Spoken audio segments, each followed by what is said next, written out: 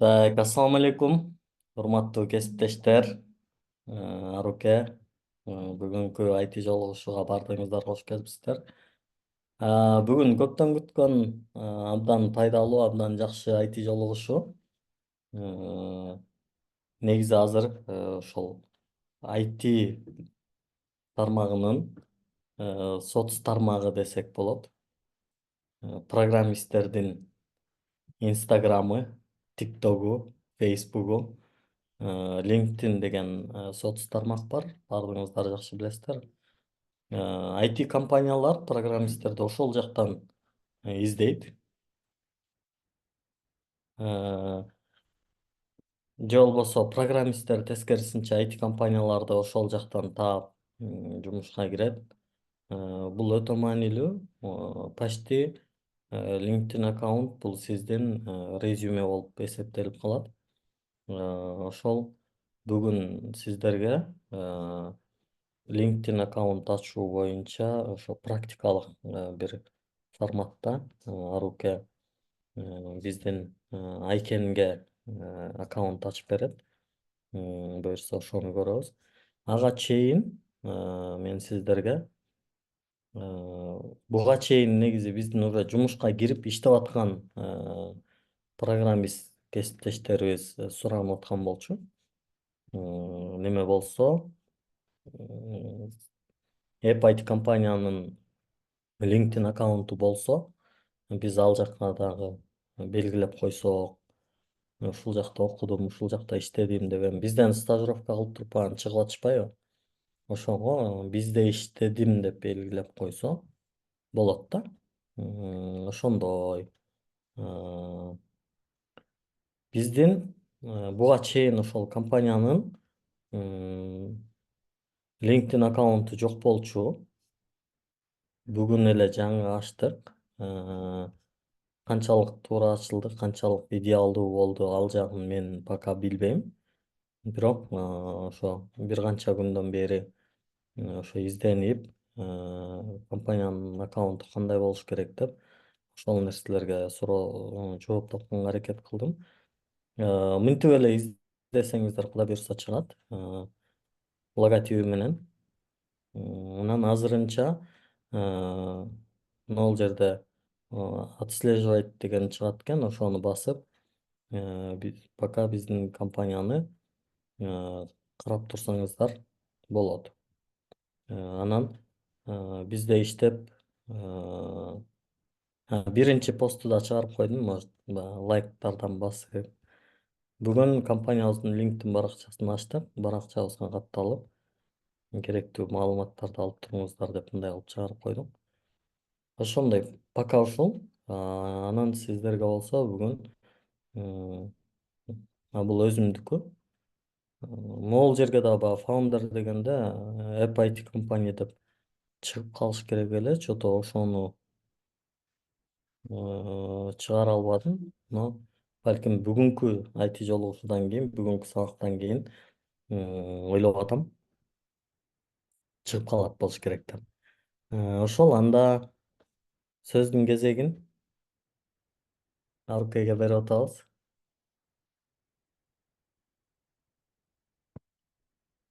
Баарыңыздарга Айкендин салам.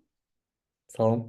Айкендин экранын башкарсаңыз дагы болот, же болбосо данныйларын алып алып өзүңүз деле ачсаңыз болот. Кайсыл бирин тандайсыз? Мен өзүм деле ачып берейин. Окей. Ал мага эмесин айтып койсо болду да. Эле. Gmail. Ооба, Gmail'ın паролун айтса, анан Gmail бул жактан эле ачык эле айтып койсо, анан бул эртең YouTubeга чыкса, элдин билген баары билип алабыз. алса. Анда баштадык. Баарыңыздарга салам. Келгениңиздерге чоң рахмат. Бул тарапта укмуш деле эмес болчу, бирок бир жыл бою чукулап атып ар жак бир жагын кылып. Биздин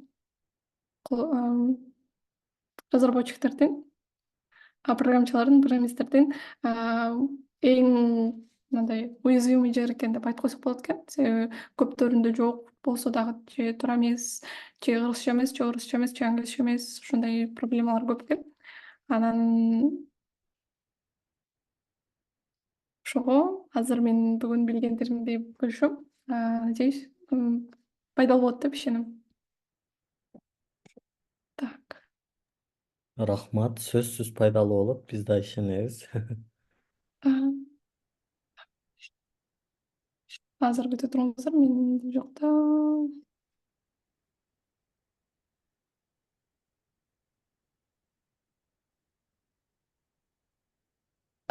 Мен кирип карай чыгышым керек экен. Кирип карай чыгайын, Окей.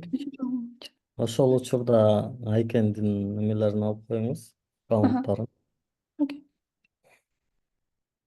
Так, ошондой, урматтуу кесиптештер, LinkedIn аккаунттарды сөзсүз жакшы караңыздар. Бул өтө маанилүү. IT компаниялар, негизи мен өзүмдүн деле LinkedIn аккаунтум бар да, анан өткөндө эмне болуп бир байкабай баягы сиз жумуш издеп атасызбы деп суроо чыгып калды эле, анан ооба деп койгом. Жумуштар келе берип аябай неме кылыйды да мени. Анан кайра бүгүн аны өчүрүп койдум. Мындай open to work деген мага да чыгып калды эле. Мен сизден көрүп анан Турат агай жумуш издеп атабы деп койгом. Мен ошо жөн эле бир суроо чыкты эле, ошону басып койсом ушинтип салды да, анан бүгүн өчүрүп койдум. Биринчи мен өзүмдүн LinkedIn'ден баштайын, мындай көрсөтүп берем. Анан кайра ушул жака келебиз. Башынан баштайбыз. Бул жакта биринчи эле киргенде бул сөзсүз түрдө сүрөт. Менин сүрөтүм мындан үлгү албагыла. Мен анан силерге мындан кийин жакшы примерлерди көрсөтөйүн. Биринчиси бул жерде менин атым, анан мен киммин. Силерде мисалы Flutter Mobile Developer же болбосо Software Engineer карап көрсөңөр болот. Негизи бул жерге жазгандан бир аз изилдеп көрсөң жакшы. Себеби мисалы эгерде мен рекрутер болсом, кирип туруп эле бир позицияга издесем, мисалы жөнүндө Software Engineer деп издесем, мага ошол жактан мен биринчи болуп чыккандай болушум керек да. Андан кийинкиси бул жерде About деген section болот. Өзүңөр жөнүндө бир аз кыскача жазыш керек. Меники азырынча жок. Себеби мен али ойлонуп тапкан жокмун, эмне деп жазайын деп. Ошон үчүн ал эме жок. Кийинкиси так.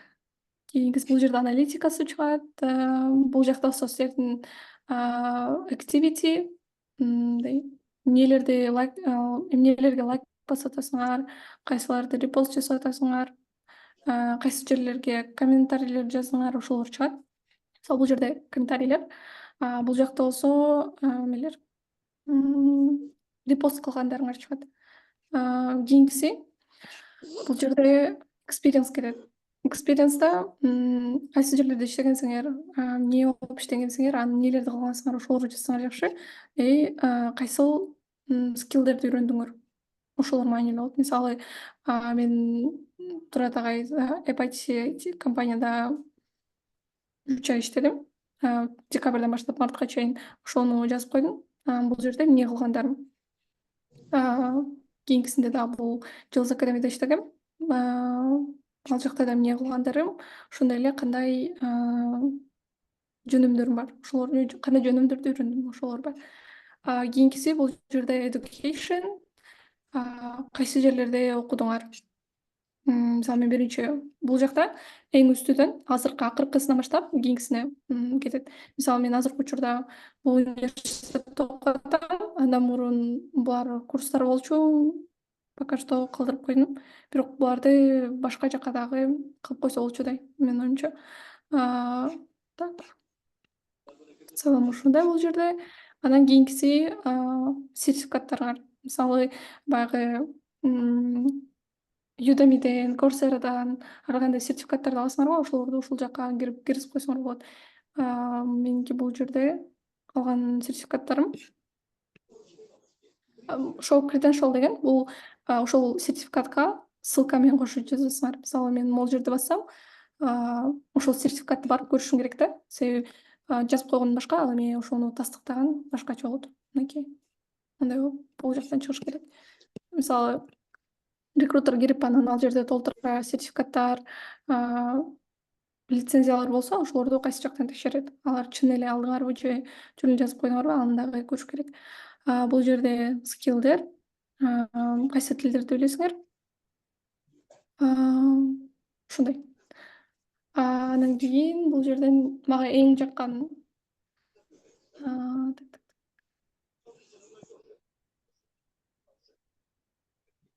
мага вот Айнагүл эженин эмеси жагат. Сүрөтү жарык, ачык, бети да көрүнүп турат. Анан профессиональный деп айтып коебуз го. Коюп алсаң, бул аябай мындай жакшы биринчи впечатление калтырат да. Так, бул жерден анан кийин мага эң жаккан так. Бул Шабдан Бекенин эмеден көрүп калдым. Манчу Девсте баягы олимпиада уюштурганда ошол жактан көрүп калып, анан издеген болчумун. Анан ошол жерден мынакей экспириенстары, баягы education ошолордун баары аябай сонун жазылыптыр. Ошол жактан карап, үлгү дагы кылып өзүңөр алсаңар болот. Мен көбүнчө мисалы лимон кежеге толтура эмелер чыгат го. Эмне дейт эле? Программисттердин аттары менен кошуп чыгат да, мисалы Турат Алыбаев десе, мен LinkedInге кирем дагы ошону издейм да. Эгер мага кызыктуу болсо, мен сөзсүз түрдө connection калтырып коем. Connection деген бул Инстаграмдагыдай эле экөөңөр бири-бириңерге эмне атасыңар, байланышасыңар деп айтып коебуз да. Мисалы кимди издейли? Мисалы, бул жерде Аслан Рапаев деген iOS программист. Бул жерде more дегенди басасыңар дагы. Так. Могу connection деген ордуна, то есть remove connection деген ордуна connection деп чыгат да, ошону басасыңар. Ал эми мисалы компанияны, давайте карабыз. App IT company. Бул жерде follow деп койсоңор, бул силер уже follow болдуңар. Ал эми мисалы так, давайте, бул ким билбейм. Бирок менин оюмча окумуш адам, окумуш киши экен деп ойлоп атам. Бул жерге мынакей connect деп турат. Ушуну басасыз туруп эле экөөңөр бири-бириңерге уланып аласыңар. Так, в целом ушундай. Там эмнени унутуп калдым. Азыркы ушул жерге чейин суроолор бар. Суроолор болсо жооп берип, анан кийин кантип кылыш керек, ошону баштайлы.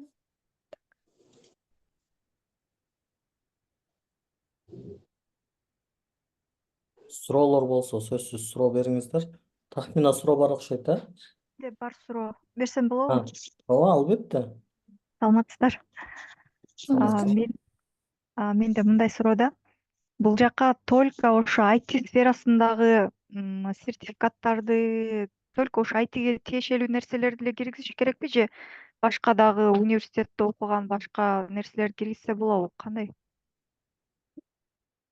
Менин оюм боюнча, эгерде ал кандайдыр бир деңгээлде IT сферасына тиешеси болсо, анда киргизип коюш керек. Мисалы, менде бул жерде бар болду экен. Мынакей, мисалы, менде бул жерде могу Bali International Students фестиваль дегенге катышкан болчумун. Аны киргизип койгом. Себеби бул кандайдыр бир эме да, activity. Ошон үчүн киргизип коер экенмин. Бирок эгерде Мисалы мен мынтип айтайын дедим эле да, например, университеттин диплому, например, мен экономистмин да, бирок экономика ITге бир эч кандай тиешеси жок го, ошого аны указывать этиш обязательно или не обязательно дейм да. Университетти бүткөндөн кийинки эмени айтасызбы? Жок, ушу университеттин дипломум бар, анан да башка ITге вообще эле тиешеси жок да сертификаттар болсо, аларды указывать этиш не обязательно экен да, мындайча айтканда. Ооба. Не обязательно. Рахмат. Анан кийин эгерде LinkedIn баракчаны баштагандан кийин сөзсүз түрдө алдыга карап ойлонгула да. Эгерде чыкпайм десеңер, анда орусча баштагыла. Эгерде мен жок, мен сенден ары чыгышым керек десеңер, анда англисче баштаганыңар жакшы. Мисалы менин бул жерде өзүм орусча постторду лайк бассам деле, бирок сөз түрдө могул жактарым баары англисчеде. Ошол жагын дагы эске алгыла. Так. Саматтарбы мен могу Москвада ачылбайт да ошол LinkedIn-чи. Анан ошону кантип ачсакпы, мисалы биз. VPN менен ачасыздар. Сиз ошол VPN менен киргенде дагы болбойбу. Анда точно билбейбиз. Негизи бирок VPN менен ачылыш керек, проблема жок. Анан Гүлсана эже сиздин сурооңузга эми баягы ар кандай сертификаттарды точно айта албайм, бирок университетиңизди кайсы жылы баштаганыңызды, кайсы жылы бүтүргөнүңүздү, анан дипломуңузду киргизип койсоңуз боло берет. Ал баягы немеге айтиге түздөн түз тиешеси болбосо деле сиздин жогорку билимдүү экениңиз балким айрым компаниялар үчүн маанилүү болуп калышы толук ыктымал. Анда регистрациядан баштап баштай берели.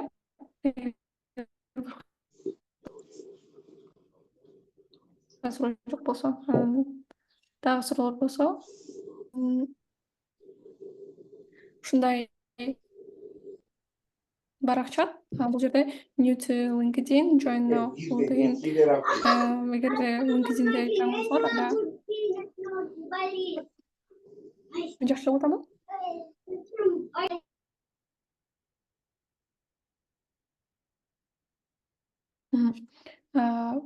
Бул жерден катталууну баштайбыз. Сөз түрдө email.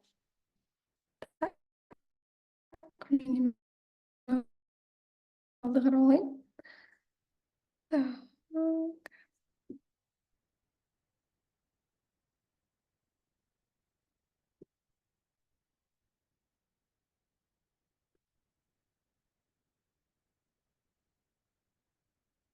Окей. Так, паспортты мен өзүм кылып берейин. Анан кийин өзү Эч ким көрбөй эле койсун, 1 2 3 4 5 деп коелу.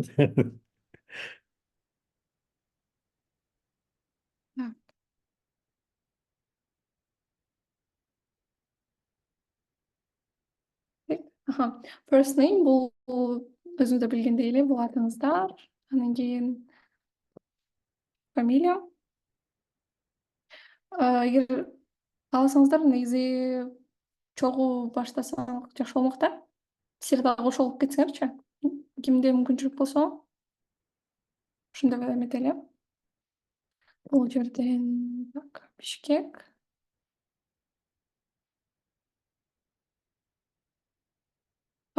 Most recent job title. Бул жерде кимсиңер, ошол жөнүндө жазабыз. Экен студент болгондуктан, то есть кайсы жерде иштеп атканыңар ошол job title жазсаңар болот. Экен иштеп аткандыктан биз буну эле окуп аткандыктан студент дегенди эле тандайбыз. Кийинкиси school, college. Так. Экен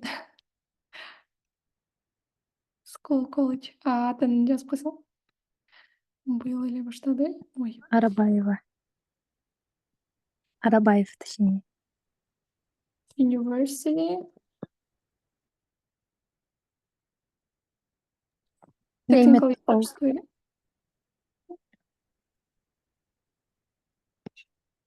Кыргызский государственный университет имени Шенала Арабаева. Окей. Да, Кыргыз University. Мынакей. Көбүнүкү эле LinkedIn'де бар. Ошондуктан тапсаңар болот. And так. 25-й. Нет, 6-й. 6-й же? Да, вроде. Я забыла. Окей. Башта Экен 2025 деп койдум. калдым го.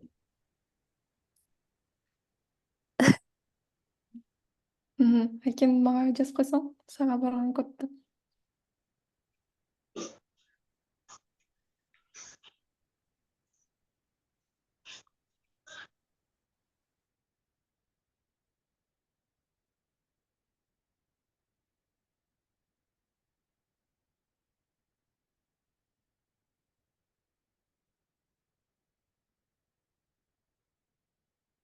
Так.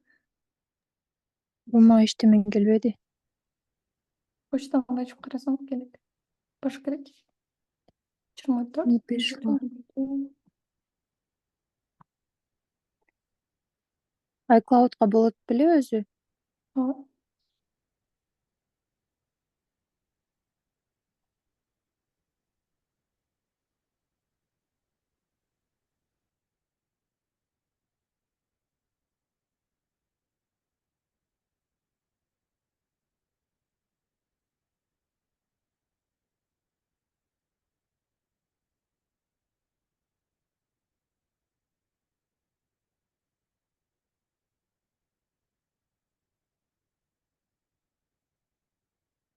Барды?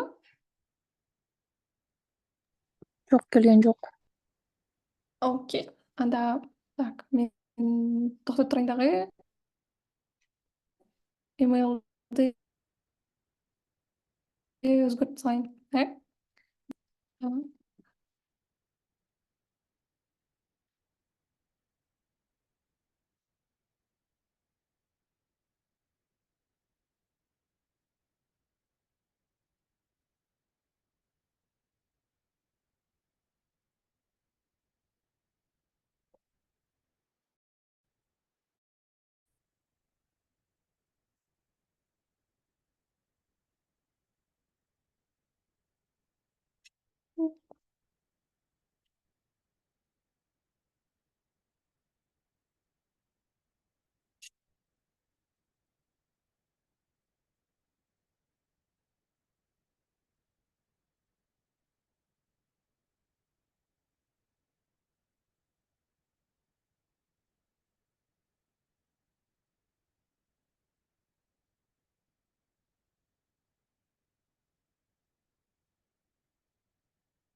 Мгм.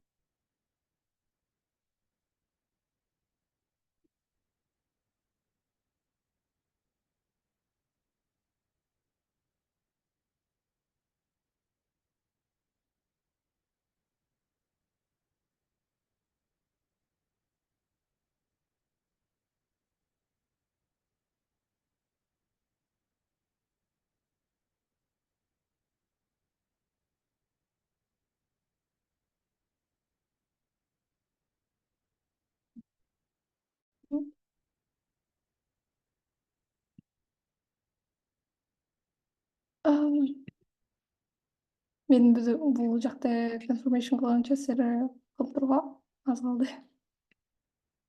Так.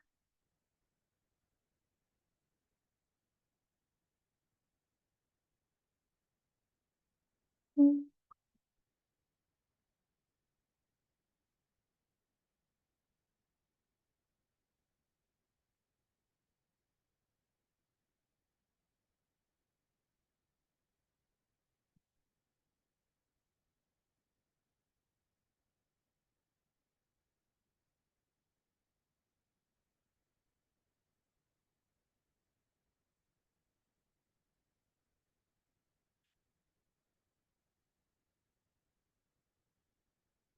Окей. Болду.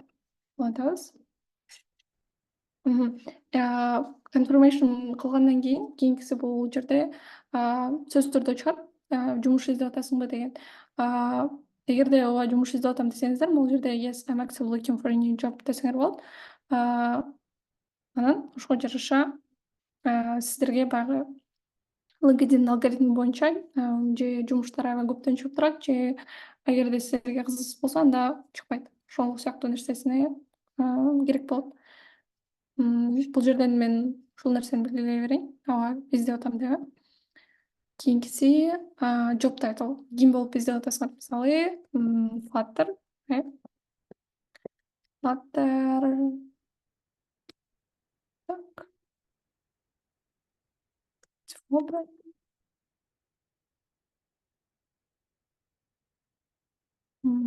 File developer.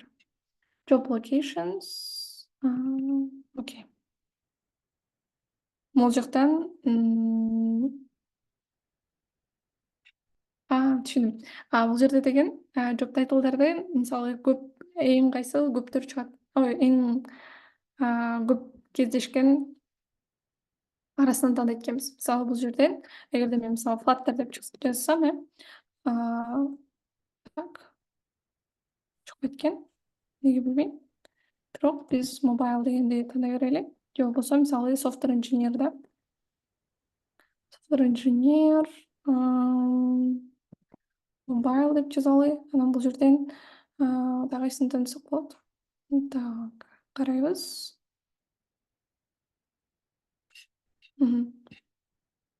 Mobile developer.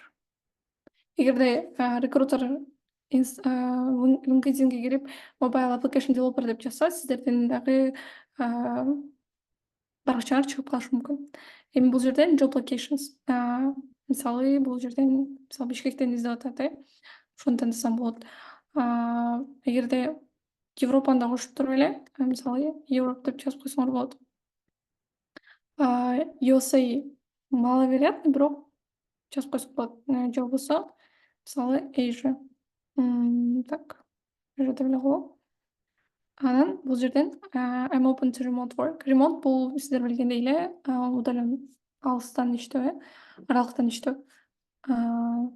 Бардыгын тандадык. Эң мүмкүн болушунча биздин job title'га биз издеп аткан нерсеге жакын болгондорун тандадык. Кайсы жерде иштегибиз келет ошолорду тандадык. Анан кийинкисин Flutter developer деп да жазып коелу да. Өтүп кеттик. Хорошо. Flutter developer деген негедир чыкпай койду да. Аны жазып туруп, enter'ди басып койсо ал да кошулуп калат. Эми кийинкисине көрөчү өтүп кеттик. Ооба, өтүп кеттик. Кеттик. Бул жерден service recruiters бул деген рекрутерлер дагы сиздер эгерде open to work болуп турган болсо, анда сиздерде бул киши деген жумуш издеп атыптыр, мен жазсам болот экен дейт. Же болбосо LinkedIn алгоритмдер дагы жумуш издеп аткан адамдарды астыга чыгарат да. Ошон үчүн буну жандырып койсоңор болот.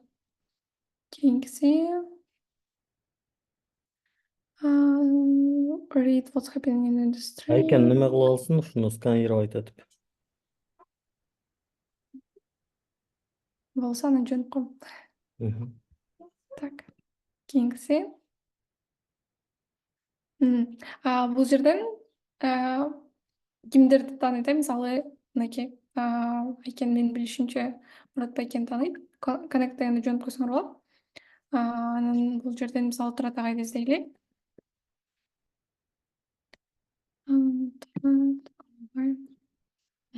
Бул жерден мынакей Connect дегенди басабыз. Invite send деп чыгат. Андан кийин мисалы мен өзүм да издеп көрөйүн.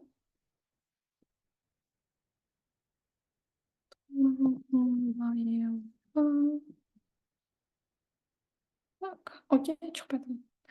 Бир эле у эмес беле, Арука? Ал? Бир эле у эмес беле? Жок, экөө. Точно. Чыкпады, хорошо. Анан кийин бул жерден негизи менин оюм боюнча, эгерде силердин сферага кандайдыр бир тиешеси болсо, connect кылыш керек. Мен ошентип көрсө бизге биринчи жолу бул жөнүндө Чикагода иштеген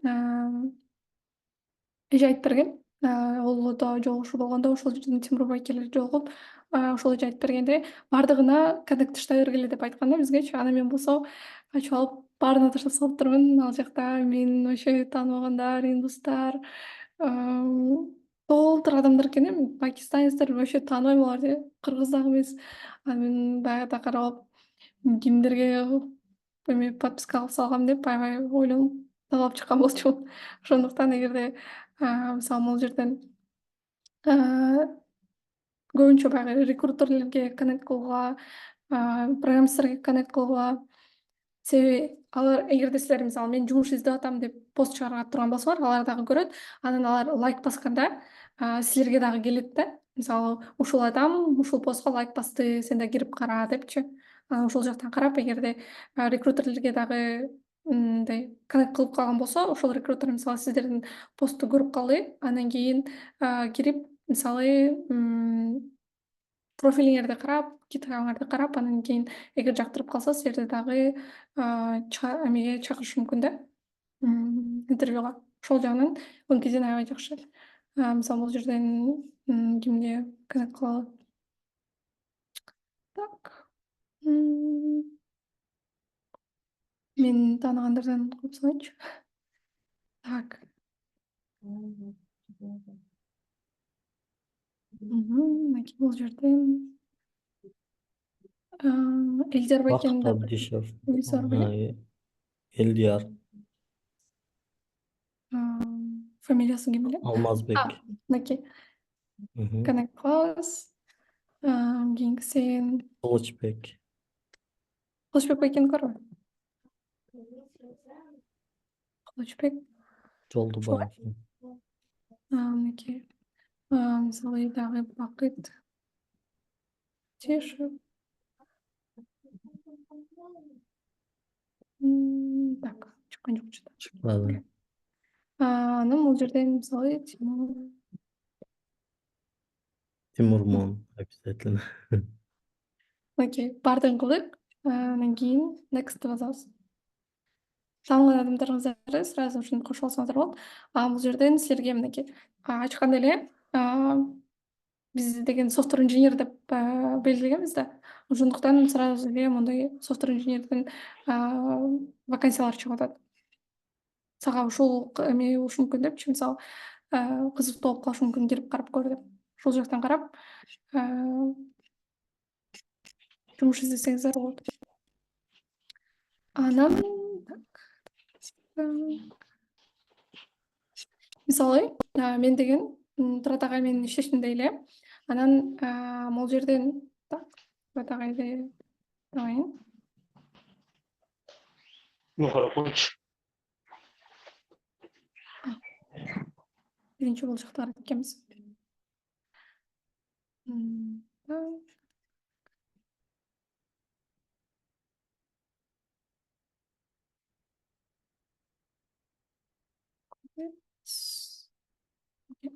Эми бул жерден бизде деген бул жакта азыр эч нерсе жок. Education деп эле турат.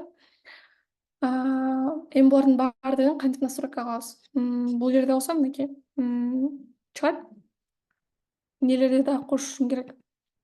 Кайсылары калды? Ушундай сыяктуу нерселер. Так. Окей. Add profile section деп чыгат, бул жерде. Ушуну басабыз. Анан эми бул жерден карап, нелерди кошсок болот? Мисалы, add skills. Skill'дерге бул жерден мисалы Dart деп жазалы. Так. Dart programming иштесе чыкпайт экен. Окей. Dart деп жазалы. Бул жерден кайсыл жерден ушул скиллди үйрөндүң деп чыгат да. Ошондо кошуп койсоңор болот. Мисалы бул жерден follow the skill to keep up with relevant. Окей. Бун деген пока relevant эме болгонго чейин сактап турсак болот экен. Save деп басабыз. Add more skills. Так, бул жерден мисалы Flutter.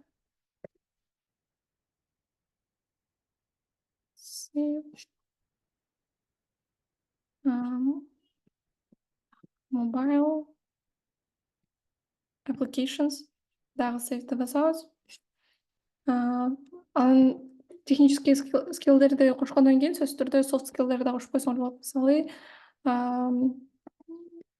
critical thinking дегендер чыгып калат. Так. Resource skills деген. Research муну айтасызбы? Problem solving деген деле. Окей. Так. Чыгып калды.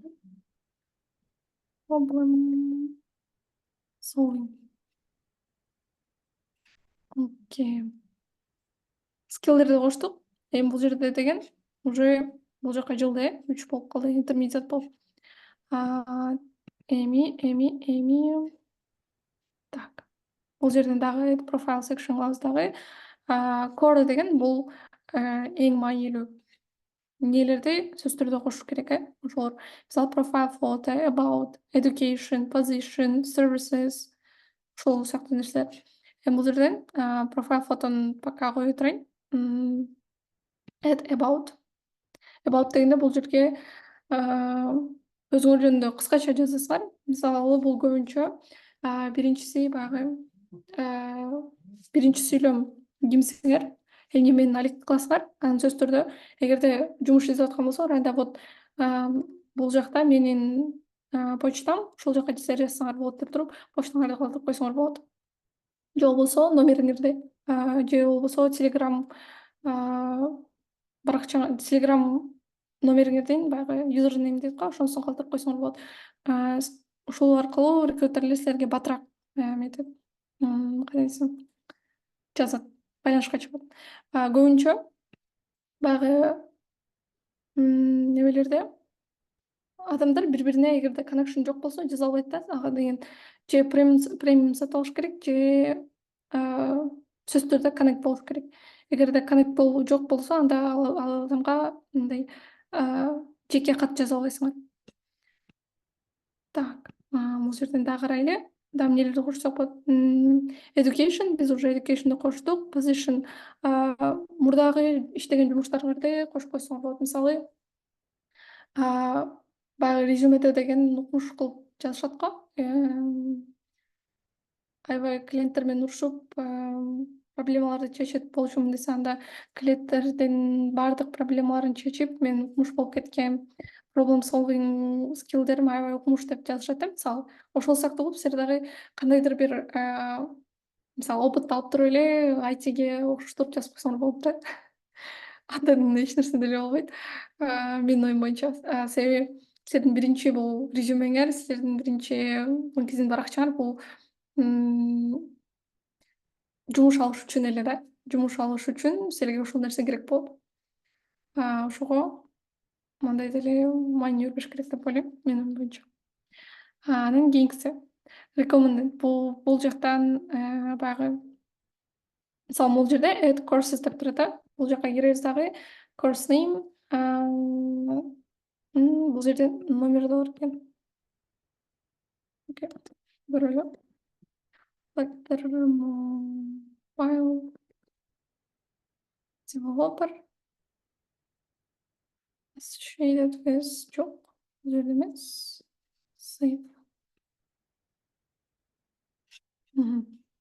Бул жактан чыгыш керек.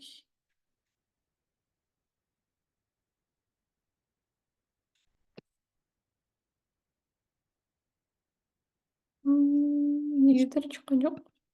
Көрөлү.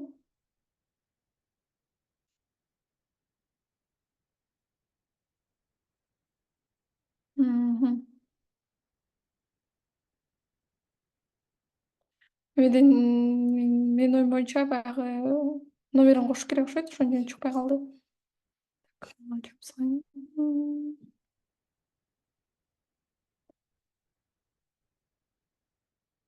Кийинкисин карайлы. Бул жерден add recommendations деген бул баягы биздин рекомендацияны жазып берип атпайбы Турат ага, мисалы силер жумушка киребиз дегенде ошол нерсени кошуп койсоңор болот. Ал үчүн эң оңой жолу Турат агайды издейбиз. Турат агайды издейбиз. Бул жака киребиз. Анан кийин бул жерде more дегенди бассаңар, так, Турат агай кабыл алса, анан ушул жерден request for recommendation деген чыгат да. Ошону басасыңар, анан Турат агайга барат. Request сурап атат сенден депчи, recommendation сурап атат деп. Анан ошол жерден жазып койсоңор, Турат агай жазып коет. Анан ошол нерсе бул жактан чыгып калат. Recommendations дегенденчи, мен деген буну кимден көрдүм?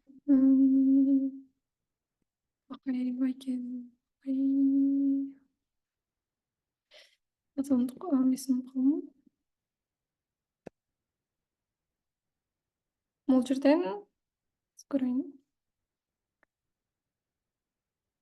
Recommendations деп турат го, ошол жерден силерге ким рекомендация берген, ошолор чыгып калат монтип. Given дегенден силер кимге рекомендация бердиңер, ошол чыгат. Бул дагы баягы кандайдыр бир деңгээлде жакшы нерсе да.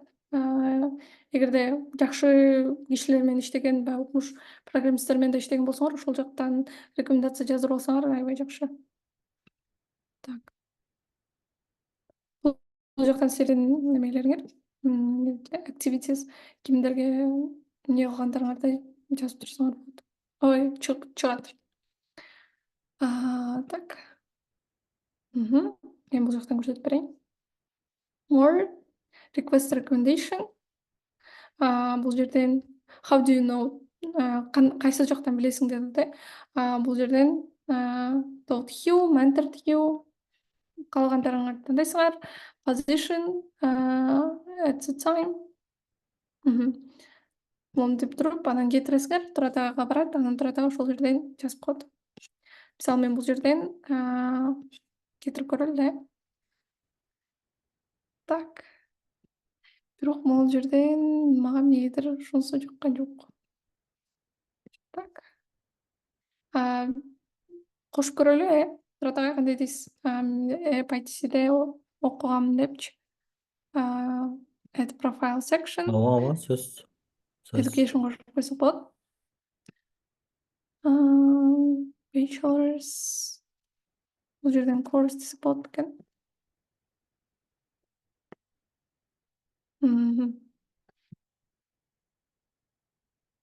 Болбойт. Degree маанилүү эмес экен. Кеттик анда.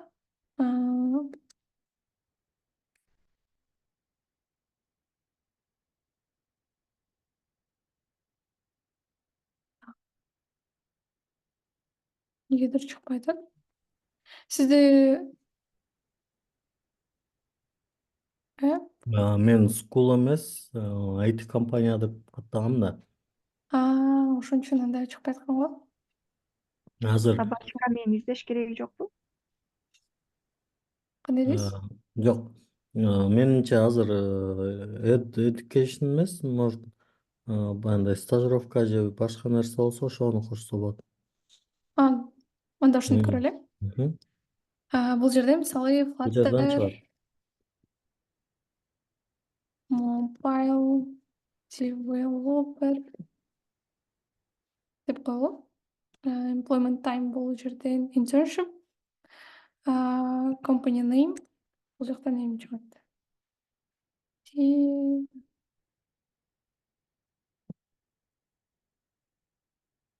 Мес, сон болуп чыгат. Штек. Location type гибридный деп койсок болот. Так эле ошондой болчу. Манс кайсыл так июльдан баштап жылы 2023. Эгер могул жерден мисалы дагы деле окуп атам деп белгилеп койсок болот. Дагы окуп атат экен бүт эле. Ошон үчүн ошолойнчо калсын. Бул жерде annotate дегенде эгерде бул жок болсо, могул жерден сөзсүз түрдө белгилешиңер керек болот. Бул болгон үчүн буларды биз мисалы эзек. Industry, это получается technology, information. Так. IT десе деле болот менимче. Чыгат экен. IT services. Так. Кайсыны тандасак бул жерден? IT services and IT consulting туура элеби? Макул. Бул жерден description. Description дегенде эмне кылган ошолорду жазып койсок болот. Буну азырынча калтырып эле коелу. Skills. Кайсы скиллдерди үйрөндү? Бул жерден мисалы ошол эле Flutter. Дагы skill десаңыз дагы Dart. Дагы басып problem solving. Бул жерде бассаңыз дагы critical thinking. Дагы так. Уктаганды үйрөндү десе да болобу? Кандай? Пока болот го. Дагы бир нерсе болсо өзү кошулат да кийин. Медиа дегенде бул жерден Мисалы ошол иште баягы кээ бирде кандайдыр бир публикацияларды, кандайдыр бир ресерчтарды кылып, ошону публикация кылган болсоңор, ошолорду дагы кошуп койсоңор болот. Же болбосо медиа дегенде кандайдыр бир мисалы стажировканы өттү деген тастыктаган эмне дейт эле, диплом сыяктуу, сертификаты, ошону киргизип койсок болот. Save басабыз. Has been added. Бул жерде деген мисалы LinkedIn силерге дароо эле сунуштайт. Сен башкаларга дагы айткың келеби депчи. Мисалы next басалы. Монтип чыгат. Муну деген башкалар менен бөлүшсөңөр болот. Бөлүшүп кор эне. Экен, каршы эмессиңби? Ооба, мен точно каршы эмесмин. Макул, Мен бөлүшкөн. деле. Бул жерден деген did you find this job on LinkedIn деп чыгат. Бул деген бул жумушту LinkedIn таптыңбы деп, бул менин оюмча LinkedIn'дин өзүнө керек. Көбүнчө эгерде жумуштардын караган болсоңор, ошол жерден чыгат. Бул адам жумушту ошол LinkedIn аркылуу тапты деп түбүндө турат да. Ошону эгерде ооба десеңер ошентип чыгат, жок десеңер эч нерсе чыкпайт. Where did you find this job? Company website деп коелу. Save'де басып коебуз. Ошондо бул жерден experience'дан ушинтип чыгат. Бул качан баштаганы, анан дагы деле улантып атат, ошону жазып чыгат. Так. Эми бул жерде карайсыз уже 5 кылыптырбыз, 2 эле калыптыр. Бул профайл фото кошуш керек, анан add summary. Бул жерден биздин баягы полностью ушул убакка чейин топтолуп келген скиллдерибизди баарын топтоп туруп чыгарып коюшубуз керек да. Башка адамдар киргенде силердин ошол саммарини карап туруп эле ким экениңерди билгендей болуш керек. Мисалы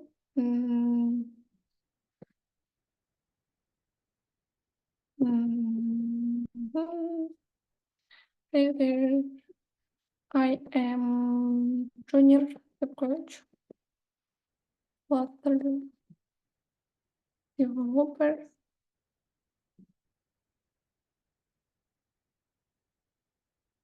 I have experience in applications.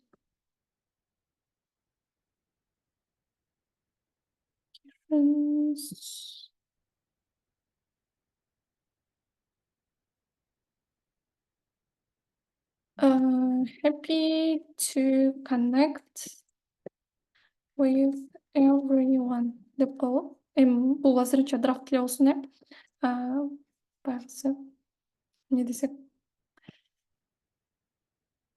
черновик кийин оңдойбуз. Save'де басабыз. Так. Бул жерден мынакей about деген sectionда ушинтип чыгып калат. Көпчүлүктөрдүкүндө аябай кенен жазылган, кайсыл скиллдерди билет, эмнелерди билет. Мисалы, мен Dart'ты билем, SQL'ды билем, Firebase'ди билем, кантип булаганды билем. Монча приложенияны App Store'го жүктөгөм, Play Market'ке жүктөгөм деп аябай сонун кылып жазып коюшат. Силер үчүн ресерч болуш үчүн өзүңөр кирип карап көрсөңөр болот ар кимдердикинчи. Мисалы, mobile developer деп жазасыңар дагы карап чыгасыңар. Анан ошолордукунан өзүңөргө дагы алып туруп кошуп койсоңор болот. Мисалы, эмнелерди алардын профилинен өзүңөр окушсоңор болот. Мисалы, бул жерден келгиле көрөлү. Mobile developer деп жаздык. Ким келет кимизге? Бул жерден people дегенди басалы. Так. Тилек Сулайманбеков, Тилек Байкен келген. Мынакей. Карайбыз эми. Бул жерде Тилек Байке биринчи эле англис тилин тандап алган. Experience'тери бар бул жерде. Баары жазылган, education. Бул болсо проекттери, кайсы проекттерде жазган, эмнелерди кылган, жазылган. Андан кийин about section карайбыз. Мынакей.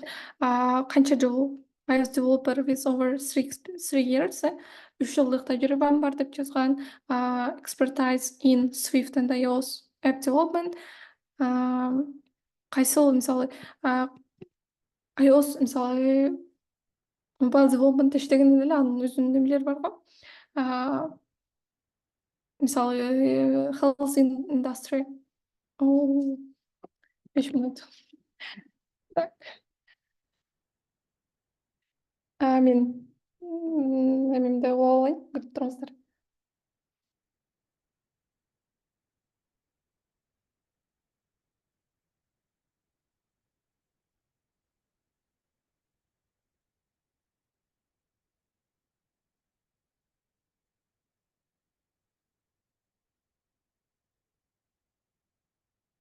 Так, кайра келдим. Бул жерде деген health industry, e-commerce, же болбосо ар кандай түрлөрү бар. Мисалы education, ошолордун именно кайсыл тармакта иштеген ошону дагы кошуп жазган. Анан бул жерден technical skills кайсыларды билет. Мисалы REST API integration, development concepts, ошолордун баарын жазган. Окей. Бардыгы тең көрсөтүлгөн. Силердин мисалы жумуш издеп атканыңар үчүн мисалы бул жерден thank you for visiting my profile and looking forward to connecting with you. Менин профилимде келгениңер үчүн чоң рахмат. Силер менен коннект кылганга аябай кубанычтуу болдум деп жазып койгон да. Силер болсо мисалы мен жумуш издеп атам. Ошон үчүн эгер if you're interested, кызыккан болсоңор анда мага жазгыла деп жазып койсоңор болот.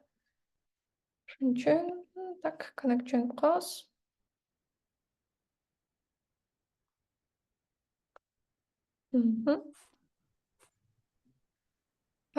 Ушул жерге чейин дагы кандай суроолор бар? Баарын эле көрсөттүм окшойт менимче. Аябай сонун экен анан. Өтө көп экен, Ооба, негизи сонун алып барышат көптөрү. Мен Ошолордун профилимде бир кирип көрсөм.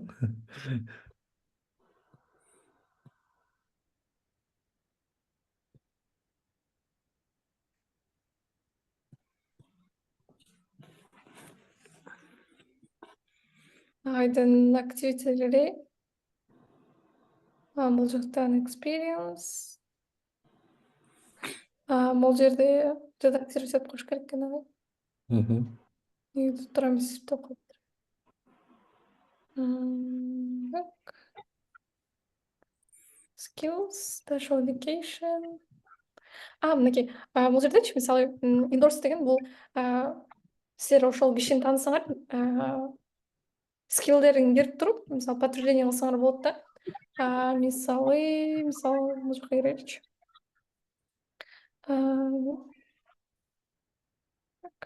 Мисалы бул жерде деген скиллдери турат, буларды окугам деп. Окей. Тааныган адам болушуңар керек экен. Мисалы Турат агай менен бизде коннект бар азыр, Турат агайдын кана киребиз дагы. Бул жерден special education. Ой. Так. Бул жака. Endorse дегенди бассаң, бул адам чын эле ушундой дегенди түшүндүрөт да. Мисалы teaching, окумуш окутат дегенди биз билебиз. Ошону endorse деп бассак, биз тастыктадык башка адамдар үчүн. Бул көрсө чын эле ошондой окшойт деп. Мисалы бири-бириңердикине кирип ошолорду басып койсоңор болот. Аябай жакшы. Мындай болчу.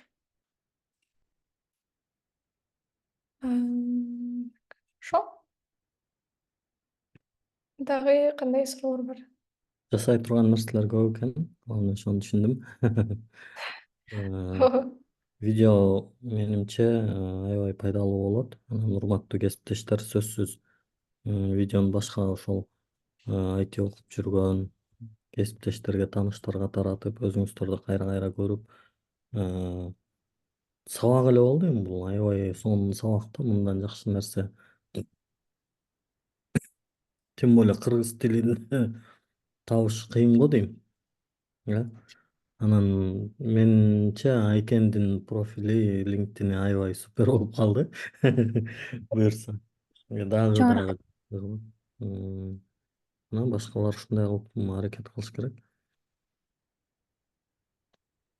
Мисалы азыр деген Турат агай бул жерге wonderful деп жазылган.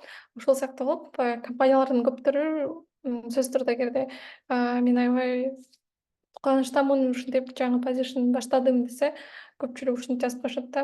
Welcome, сонун, сен менен иштегенге аябай кубанычтабыз, чыдамсыз менен күтүп атабыз депчи.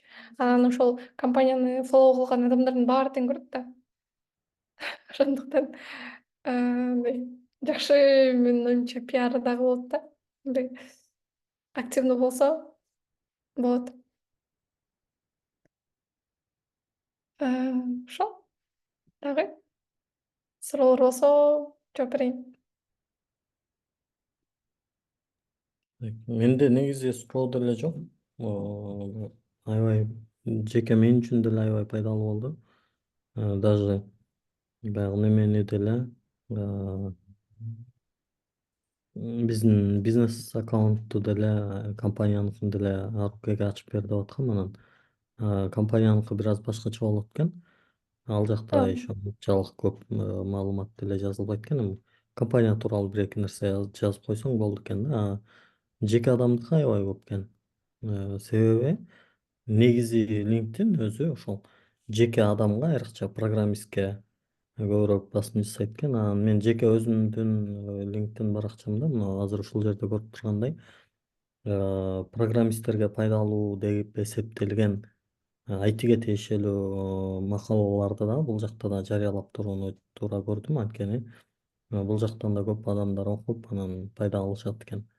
Бирок эми бул жакта баягы Инстаграмга, Телеграмга чыгарган бардык эле нерселерди ТикТокко чыгарган мындай жакшы бийлегендеримди бияка чыгарбайын деп атам буюрса.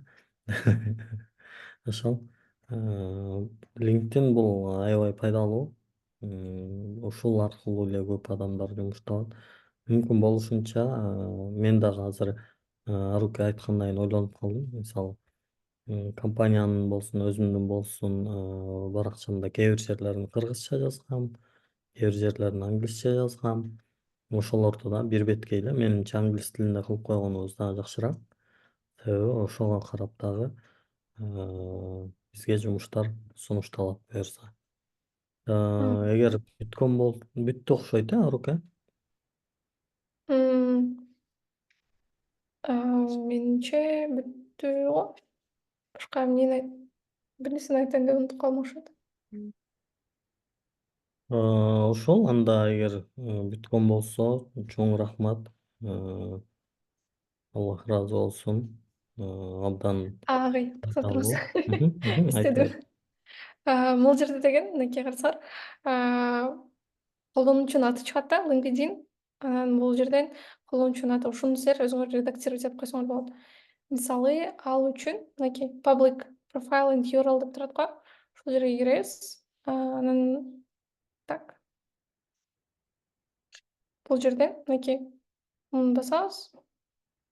Мисалы, жөн эле мисалы Айкен Тооргонбаева деп койсоңуз болот. Өзүңөрдүн атыңарды элечи. Анан муну save дегенди басабыз. Эми кайрадан биздин өзүбүздүн бул жака кайтканда чыгып калат. Мисалы, эме жазасыңар го, CV жазасыңар го, ошондо ошол жерге дагы кошосуңар да, ошондо аябай пайдалуу менин оюмча. Айкен Тургунбаева деп ушундай кылып жазып эле, анан ушуну алып барып коюп койсоңор жеңил да. Фишка деп коеюнчу. Ошол. Ушуну айтайын дегем. Рахмат, мен дагы сразу өзгөртүп койдум. Ошондо мындай типа өзүңдүн сайтың болуп калат экен да. GitHub'ыңарды да кошуп койсоңор болот бул жерден. Так, кайсын open to так. Кайсы жеринде эле? Ушул жерден application. Edit contact info дейсиңер дагы. Бул жерге өзүңөрдүн email бул меники пока что биздин оңдойбуз. Анан бул жерге мисалы веб-сайттын ордуна GitHub'ыңарды кошуп койсоңор болот. Ошо. Чукула берсеңер аябай көп нерселер чыгат. Ошон үчүн көргүлө, карап. Сонун болду. Могул жерде дагы экендин профилине киргенде App IT компания деп турса, бул биз үчүн дагы жакшы экен. Бизде окугандар, бизде стажировка кылгандар, Аруке менен Айдайым менен 3 айлык стажировкадан өткөндөр дагы интерншиптеп сөзсүз биздин компанияны белгилеп коюңуздар. Бул сиз үчүн дагы плюс, биз үчүн дагы плюс. Себеби ушул компанияда иштептир дейм. Биз дагы азыркыдай wonderful деген сөздү билебиз, ошону жазып кое беребиз. Аруке чоң рахмат.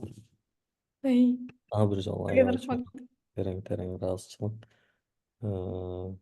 Ушундай сонун пайдалуу иштерди кылып, элдин пайдасына, элдин керегине жарап жүрө бер.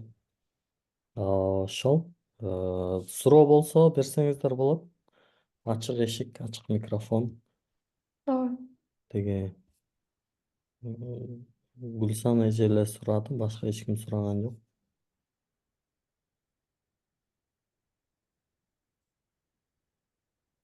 Эркек агайды дагы демеп койсок болот, издеп эсилчү.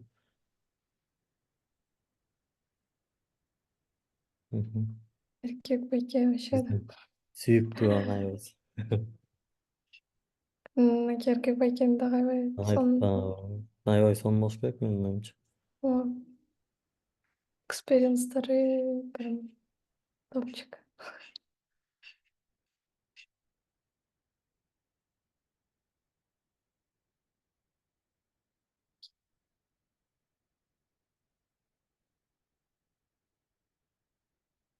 Мондай кылып сөздөрдө фонда кошуп койсоңор аябай сонун көрүнөт.